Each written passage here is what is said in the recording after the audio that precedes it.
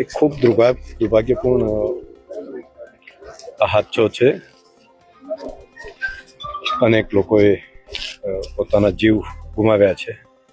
હોસ્પિટલની અંદર જે સારવાર લઈ રહ્યા છે તેમને સારવાર માટેની સૂચના બધી માનનીય મુખ્યમંત્રીશ્રી કક્ષાએથી પણ અપાઈ છે અને અહીંયા ડૉક્ટરની મિત્રો અહીંયા અને પાલનપુર બંને હોસ્પિટલોમાં સારવારની વ્યવસ્થા કરી રહ્યા છે.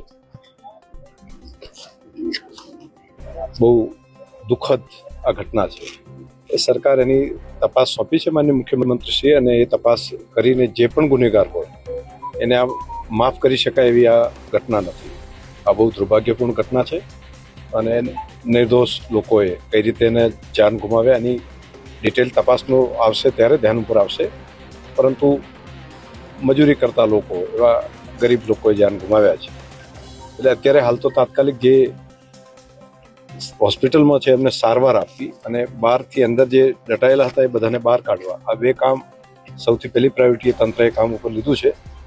નગરપાલિકા, જિલ્લા કલેક્ટર તંત્ર, બાકીના ફાયરની ટીમ અને સ્થાનિક પ્રજાજનો બધાએ ભેગા થઈને આ કામની અંદર લાગ્યા છે. અને અત્યારે પહેલી પ્રાયોરિટી મને લાગે છે કે હોવી જોઈએ તપાસ, અને બાકીનું છે એ રાજ્ય સરકાર એનો નિર્ણય કરશે.